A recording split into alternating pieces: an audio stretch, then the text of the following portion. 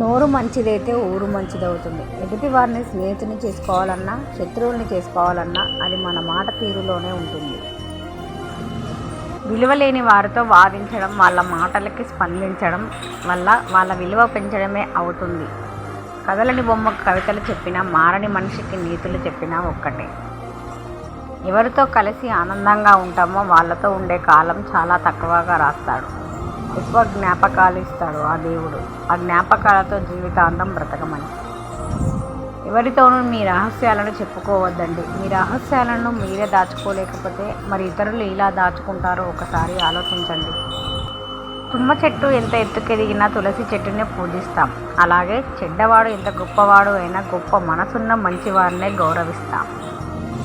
పొదుపు చేసేవాడు పేదవాడిగా కనిపిస్తూ ధనవంతుడు అవుతాడు. ఖర్చు చేసేవాడు ధనవంతుడిలా కనిపిస్తూ పేదవాడు అవుతాడు. మాట్లాడే ముందు కొంచెం ఓర్చుకుంటున్నా కదా అని నోటికొచ్చినట్లు మాట్లాడితే భరిస్తా అనుకోకు. బంధానికి విలువనిస్తున్నాను కనుకే కోపాన్ని అణుచుకుంటున్నా.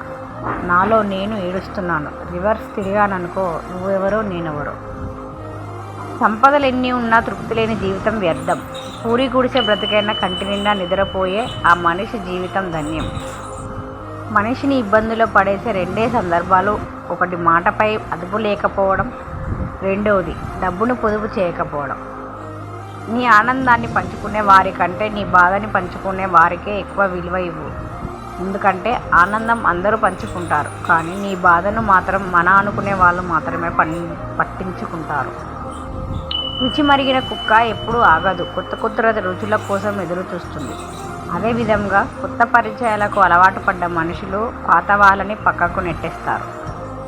చెట్టుకు డబ్బుకు మాటలు వస్తే మాట్లాడే మొదటి మాట, ఇవాళ నన్ను కాపాడుకో, రేపటి రోజున నిన్ను మేము కాపాడుతాము.